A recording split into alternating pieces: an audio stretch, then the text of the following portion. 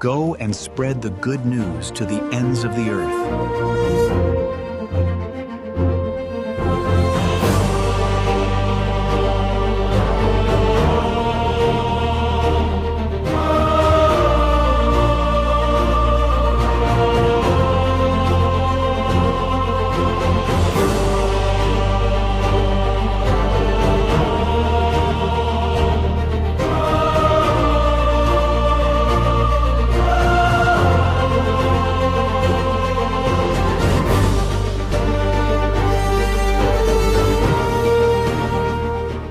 ప్రియమైన సహోదరి సహోదరులారా, దేవుని ప్రియబిడ్డలారా, మీ అందరికీ దేవుని పవిత్ర నామమున శుభాకాంక్షలు పలుకుతూ ఈ ఆఖరి గడియ ఆఖరి నిమిషాలలో ఈ 2025వ సంవత్సరానికి స్వస్తి పలుకుతూ 2026వ నూతన సంవత్సరానికి ప్రేమతో ఆశతో ఎన్నో కలలతో స్వాగతం పలుకుతూ ఉన్న ఈ తరుణములో దేవుని యందు ప్రియులారా, ప్రభు మీ అందరి హృదయ కోరికలు నెరవేర్చాలని మనస్ఫూర్తిగా ఆశిస్తూ ప్రార్థిస్తూ కోరుకుంటూ ఉన్నాను.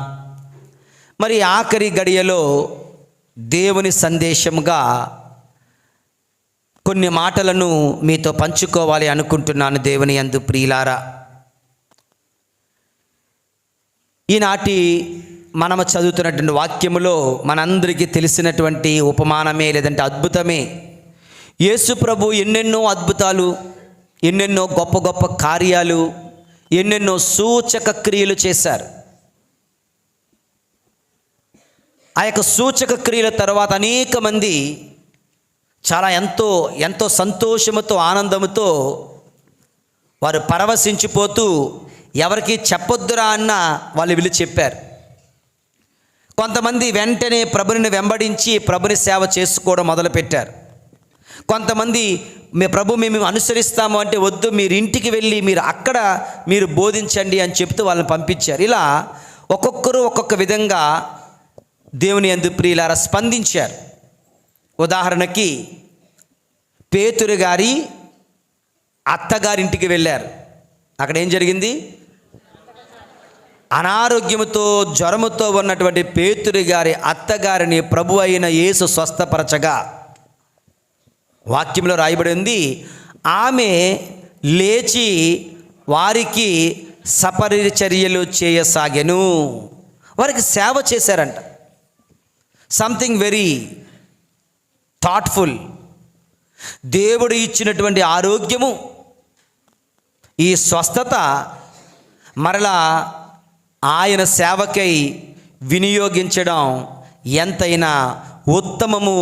దేవుని యందు ప్రియమైన సహోదరి సహోదరులారా, అది ఎవరికి ఉంటుందండి అంటే కృతజ్ఞత నిండిన హృదయాలు మాత్రమే అలా చేయగలుగుతాయి. ఏం కృతజ్ఞత చెప్పాలా? చెప్పబోతే ఏమవుతుంది? ప్రభు చెప్పమన్నారా అని మీలో ఎవరైనా ఆలోచించవచ్చుగాక. ప్రభు సూటిగా చెప్తున్నారు. దీనికోసమేమో ఒక చక్కని సంఘటన కూడా పరిశుద్ధ గ్రంథంలో రాయబడి ఉంది. ప్రభు తన యొక్క మార్గాన వెళుతుండగా 10 మంది కుష్ఠరోగులు వచ్చి ప్రభుని వేరుకుంటున్నారు. దావీదు కుమారా యేసు ప్రభు, మమ్ము కరుణించుము అని. ప్రభు వెంటనే మీరు వెళ్ళి అర్చకునకు కనిపించండి. వారు మార్గమధ్యములోనే స్వస్థత పొందారు. అర్చకు దగ్గరికి ఎలాగా వెళ్ళాలి? ఎందుకంటే అక్కడ సర్టిఫికేట్ తెచ్చుకోవాలి. ఐ యామ్ క్లీన్ అన్న సర్టిఫికేట్ అర్చకుడు ఇస్తాడు. కానీ అదైన తర్వాత వాళ్ళలో ఒక్కడు మాత్రము నన్ను స్వస్థపరిచిన నా దేవునికి వెళ్ళి కృతజ్ఞతలు చెబుతాను అని వస్తే, మిగిలిన 9 మంది వారి వారి ప్రపంచంలో వారి వారి ఆలోచనలో మునిగిపోయారు, తేలిపోయారు. దేవుని యందు ప్రియులారా, ప్రభు అంటున్నారు, పర్వాలేదులే, రాకపోయినా పర్వాలేదులే అన్నారా? చెప్పకపోయినా పర్వాలేదులే అన్నారా? ఇంగ్లీష్లో ఒకటి ఉంటుంది, థ్యాంక్ యూ అంటే నో మెన్షన్ అంటారు. Yes mention. ఇక్కడ నో మెన్షన్ కాదు, ఎస్ మెన్షన్. కృతజ్ఞత చెప్పి తీరాలి. ప్రభు పర్వాలేదులే, రావసం లేదులే, పోనీలే అనడం లేదు. మిగిలిన 9 మంది ఎక్కడ? తిరిగి వచ్చి కృతజ్ఞత చెప్పేది సమరీయుడు ఒక్కడైనా అంటూ ఆయన హృదయం గాయపడినట్లుగా, ఆయన బాధపడినట్లుగా అక్కడ మనం చూస్తున్నాం. దేవుని యందు ప్రియమైనటువంటి సహోదరి సహోదరులారా, మిగిలిన 10 మంది శుద్ధులు కాలేదా? మిగిలిన 9 మంది ఎక్కడా? తిరిగి వచ్చి దేవుని స్తుతించువాడు ఈ అన్యుడు ఒక్కడేనా అంటూ ప్రభు సూటిగా అడుగుతున్న ఆ ప్రశ్నలో ఆయన బాధ, ఆయన దుఃఖం ఇమిడి ఉంది. దేవుని యందు ప్రియమైనటువంటి సహోదరి సహోదరులారా, కొంచెం కట్ చేస్తే మరలా సుమారు అది 17th or 18th century, సుమారు 1700 సంవత్సరాలకు వచ్చేసాం. యేసు ప్రభు తన యొక్క తిరు హృదయాన్ని మరియా ఫౌస్టీనా కోవల్స్గా అమ్మగారికి చూపిస్తున్నటువంటి దర్శనం అది. మరియా ఫౌస్టీనా కోవల్స్గా అమ్మగారు అడుగుతున్నారు, తండ్రి ప్రభువా యేసయ్య, నీ హృదయాన్ని నాకు చూపించావు కదా, ఆ హృదయంలో ఉన్న మండుచున్న అగ్ని జ్వాలలేంటి? నా ప్రేమ. ఓకే, మరి అక్కడ ఉన్నటువంటి గాయం ఏంటి? గాయం, హృదయానికి పడిన గాయం. ఓహో, ఆ రోజున నువ్వు సిలువ వేసినప్పుడు సైనికుడు పొడిచాడు కదా, అదేనా? ప్రభు అది కాదు. మరి ఏంటి ప్రభు అంటే, నా వారే, నా బిడ్డలే, నా సొంత ప్రజలే, నా దగ్గర దీవెనలు పొందుకున్న వారే వెనక్కి తిరిగి థ్యాంక్ యూ లార్డ్, కృతజ్ఞత చెప్పకుండా జీవిస్తున్న జీవితాలు నన్ను పెట్టినటువంటి బాధ, ఈ హృదయ గాయం. Ingratitude is the wound of this my sacred heart అంటూ ప్రభు ఆ దర్శనములో చాలా స్పష్టంగా చెప్పారంటే దేవుని యందు. Ingratitude hurts Jesus a lot. దేవుని హృదయాన్ని చాలా భయంకరంగా గాయపరుస్తుంది కృతజ్ఞత లేని జీవితాలు. దేవుని యందు ప్రియమైన సహోదరి సహోదరులారా, హలో, వింటున్నారా? సో ఒక ప్రక్క దేవుని సంతోషపెట్టే మార్గం తెలుస్తుంది, be always grateful and thankful. ఇంకో ప్రక్క ప్రభుని ఏది బాధ పెడుతుందో మనకు తెలుస్తుంది, ingratitude that hurts Jesus and his sacred heart. మరి ఈ రోజున where are you standing? What are you? దేవుని యందు ప్రియులారా, ప్రపంచంలో 2 రకాల మనుషులంట. ఎక్కడో చదివాను, 2 రకాల మనుషులు. ఒకటి people of gratitude, 2 people of ingratitude. కృతజ్ఞత కలిగిన జనావళి, 2 కృతజ్ఞత లేని. వీళ్ళు ఏమంటారు? జనావళి అంటారా? నో, వీళ్ళు జనావళి అంటారు. నీచులు అనొచ్చు, లేదా నికృష్టులు అనొచ్చు. కృతజ్ఞత లేని వాళ్ళు దేవుని దృష్టిలో నీచులు, నికృష్టులు, ఆ తిరుహృదయాన్ని గాయపరిచే వాళ్ళు. దేవుని యందు ప్రియమైన సహోదరి సహోదరులారా, where are you standing? What is your position?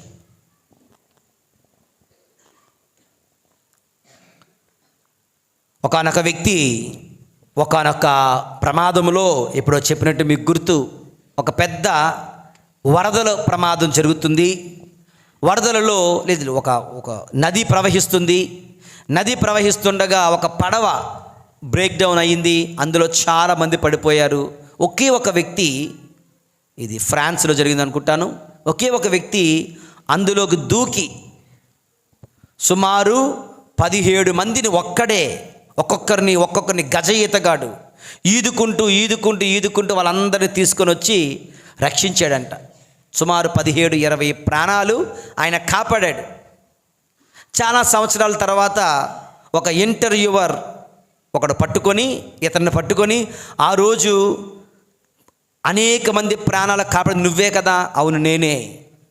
మరి ఆ రోజు ఆ యొక్క పెద్ద ప్రయాసలో, ఆ కష్టంలో, ప్రాణాలు రక్షించడంలో నీకు బాగా గుండెకు హత్తుకుపోయే ఒక సంఘటన ఏమైనా ఉంటే చెప్తావా? నేను రాసుకుంటాను అన్నారు. వాడు బాధతో చిన్న చిరునవ్విస్తూ, బాధతో నిండిన చిరునవ్వునిస్తూ ఏమంటున్నాడంటే, ఆ రోజు నా గుండెకు హత్తుకుపోయిన విషయం ఏంటో తెలుసా? నేను 17 మంది ప్రాణాలు కాపాడితే ఒక్కడు కూడా నాకు థ్యాంక్ యూ అన్న మాట చెప్పలేదు. గట్టెక్కగానే అమ్మయ్య బయటకు వచ్చాను రా బాబు అని మా అమ్మేది మా నాన్నది వెళ్ళిపోయారే కానీ నన్ను గట్టెక్కించిన వాడు, నన్ను కాపాడిన వాడు, నాకు ప్రాణం పోసిన వాడు ఎక్కడున్నాడు, ఎలాగున్నాడు, ఉన్నాడా? కనీసం ఒక షేక్ హ్యాండ్, కనీసం ఒక లవ్లీ ఫ్రెండ్లీ హగ్, లేదంటే ఒక thank you card, thank you note అన్న చెప్తారనుకున్నాను. ఇది నా యొక్క జీవిత అనుభవం, మీరు రాసుకోండి అని చెప్పారంటే దేవుని యందు ప్రియులారా, this is the kind of life we are all living in. ఎందుకు why we are unable to thank? ఎందుకు అంటే మన ఈ ప్రయాణంలో మనము కొన్ని విగ్రహాలతో నడుస్తున్నాం. విగ్రహాలు అంటే నాట్ ద మెటల్ విగ్రహాలు, బట్ మెంటల్ విగ్రహాలు. మెటల్ విగ్రహాలు అంటే స్వరూపాలు, అవి కాదు. ఎందుకంటే దేవుడే 2 దూతలను పెట్టమన్నాడు. దేవుడే కంచు పామును పెట్టమన్నాడు. It's not about, God never speaks about metal idolatry. దేవుడు మాట్లాడుతుంది ఏంటంటే మెంటల్ ఐడోలట్రీ. ఏంటి ఆ డిఫరెన్స్? దేవుని యందు ప్రియులారా, యాకోబుకి ఎంతమంది భార్యలు? ముఖ్యంగా 2. ఎవరెవరు? లేయా పెద్దది, రాహేలు ప్రేమ గలది, ఎక్కువ ప్రేమ కదా. తండ్రి ఇంటికా నుంచి బయలుదేరి వస్తున్నారు. సో వాళ్ళ ప్రయాణం, రాహేలు ప్రయాణం లాబాను ఇంటి నుంచి దేవుడు వాగ్దాన్ బేతేలు ప్రాంతానికి, రైట్? ఈ ప్రయాణంలో రాహేలు ఏం చేసిందో తెలుసా? తండ్రి ఇంటి దగ్గర నుంచి కొన్ని విగ్రహాలు దాచేసి తన యొక్క చాప కింద పెట్టేసుకుంది. దాని తర్వాత ఏమైందంటే లాబాను వచ్చాడు, ప్రయాణాన్ని ఆపేశాడు. ప్రయాణాన్ని ముందుకు వెళ్ళనివ్వలేదు.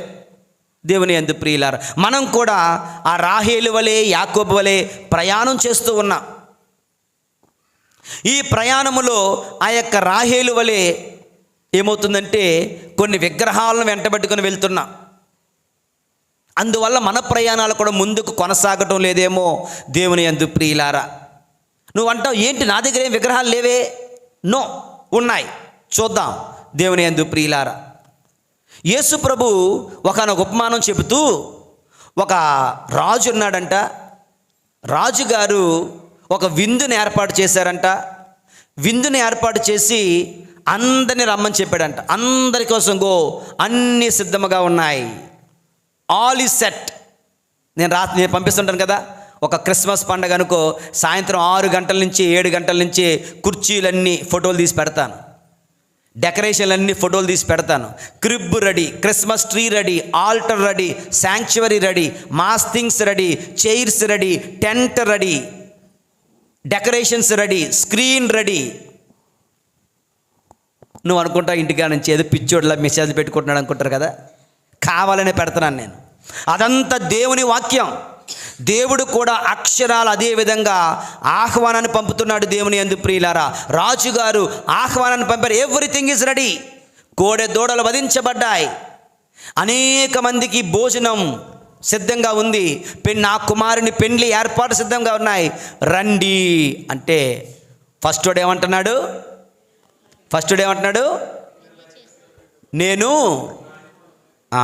నేను పొలము కొన్నాను, చూసి రావాలి. రెండోవాడు 5 జతల ఎడ్లు కొన్నాను, చూసి రావాలి.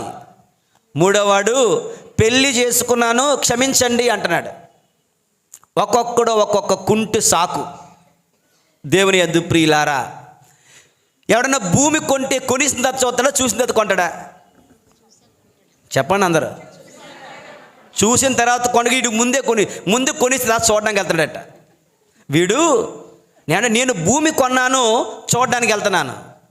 అబద్ధం. ఏంటి అబద్ధం అంటే తప్పించుకోవడమే అబద్ధం. దేవుని విందుకు రావడానికి వాడికి ఒక ఆటంకంగా ఉంది. ఏంటి అంటే వాడి వ్యాపారమే వాడికి ఒక విగ్రహంగా తయారైపోయింది. ఓకే, వాడి ధనార్జన విగ్రహంగా తయారైపోయింది, వాడి సంపాదన విగ్రహంగా తయారైపోయింది. దేవుని యందు ప్రియమైన సహోదరి సహోదరులారా, కనుక ఇది అడ్డు. విగ్రహము అంటే చెప్తున్నాను కదా, విగ్రహము అంటే it is not a mental idols are bodies, it's not metal bodies, mental bodies. మైండ్లో ఉంటాయి ఈ విగ్రహాలు. దేవుడు చెప్పింది ఇది ఏంటంటే, దేవుడి కన్నా నాకు ఏంటి ముఖ్యం? ఆ రాజు పిలుపు కన్నా నాకు నా వ్యాపారం ముఖ్యం. దేవుని యందు ప్రియులారా, ఈ రోజున మన మధ్యన జనం లేరా? మనం లేమా? మనము కాదా?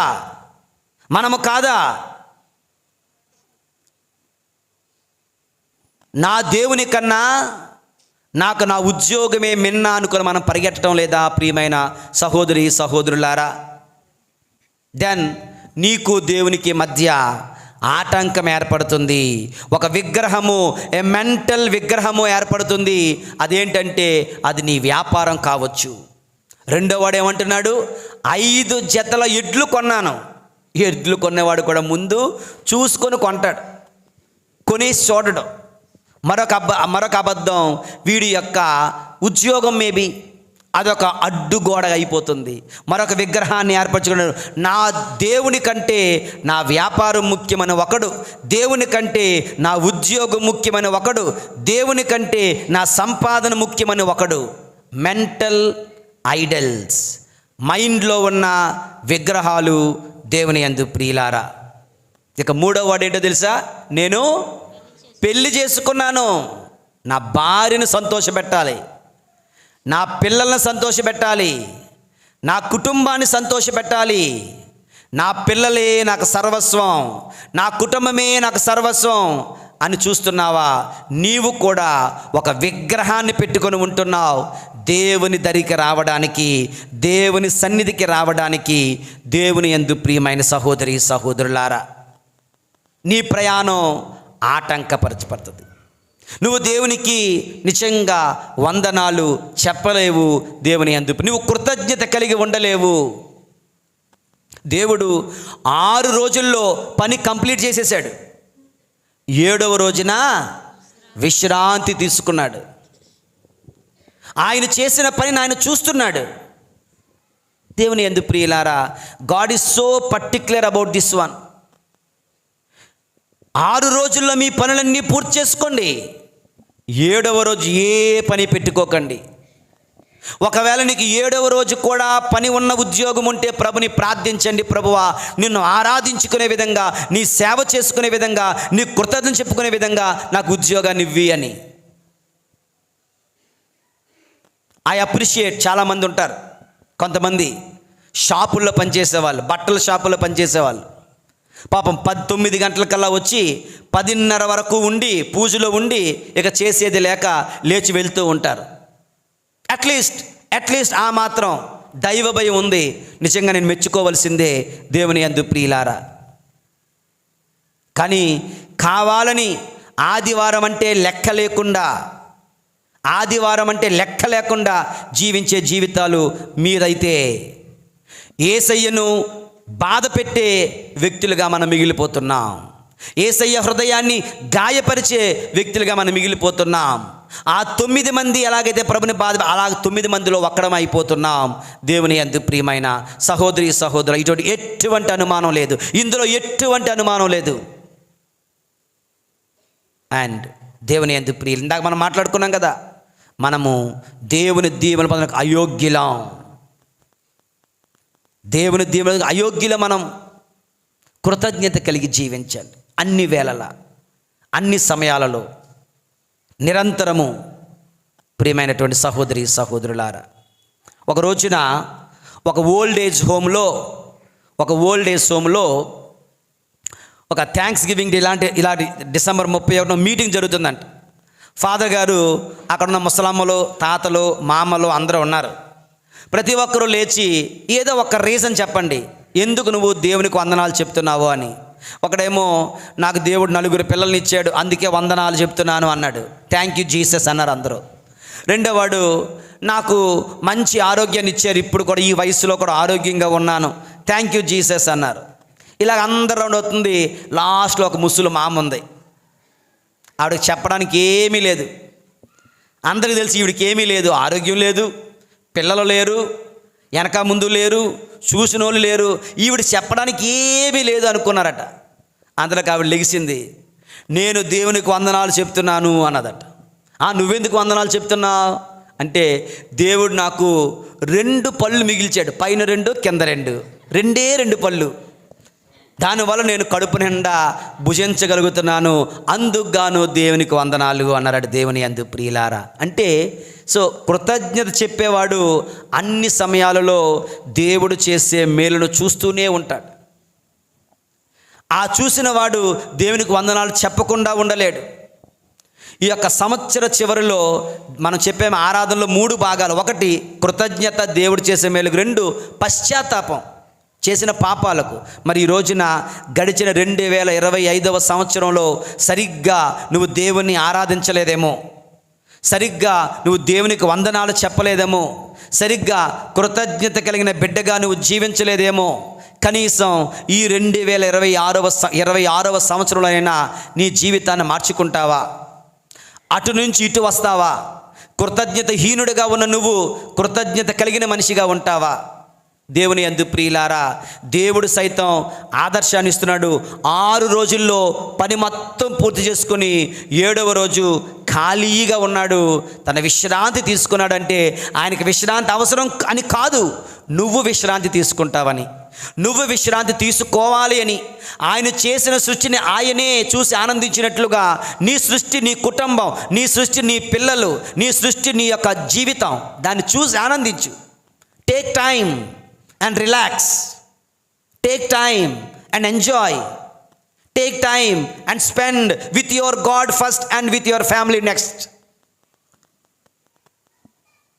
దేవుని యందు ప్రియమైన సహోదరి సహోదరులారా, ప్రభుని విడిచిపెట్టి, దేవుణ్ణి విడిచిపెట్టి మీరు నీ ప్రయాణాన్ని సాగిస్తే, అదిగో ఆ విగ్రహాలు పట్టుకొని వెళితే అది బ్రేక్ పడుతుంది, అది ఆటంకపరపడుతుంది, అది ఎక్కడో ఒక దగ్గర తప్పనిసరిగా దేవుని యొక్క కోపానికి గురవుతావు. దేవుని యందు ప్రియులారా, మానవుడు లోకమంతటిని సంపాదించి తన ఆత్మను కోల్పోయిన అట్టివానికి ప్రయోజనమేమి?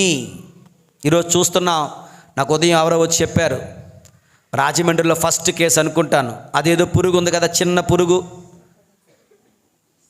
ఏదో పేరు స్క్రబ్ టైపస్, చిన్నది నల్లులాగా ఉంటుందంట. నల్లులాగా ఉంటున్నటువంటి క్రిమి వచ్చి ఎవరికో కుట్టుగా ఆవిడకి విషజ్వరం వచ్చి ఒళ్ళంతా పిచ్చి పిచ్చిగా చేస్తూ మైండ్ బ్రెయిన్ ఎఫెక్ట్ అయ్యి చాలా బాధగా ఉన్నారు, ప్రార్థన చేయండి అని చెప్పి వచ్చారు. మన సంఘస్థులు కాదు, మన సంఘస్థులకు తెలిసిన వారి దూరం వ్యక్తులు అన్నమాట. సో ఒక చిన్న పురుగు నీ జీవితాన్ని అతలాకుతలం చేసేయగలదు. గుర్తుంచుకో, just a small insect is enough to finish your life, to finish your life. We need God's protection. ఇది లేకుండా, ఇది నువ్వు చేయకుండా, దేవునికి వందనాలు చెప్పకుండా, again you cannot come to, you have no face to come to Jesus to ask. నేను ఒకడికి 1000 రూపాయలు ఇచ్చాను, ఆడు కనీసం థ్యాంక్స్ చెప్పకుండా వెళ్ళిపోయాడు. రేపు ఉదయం వాడికి మళ్ళీ 500 అవసరం వచ్చింది.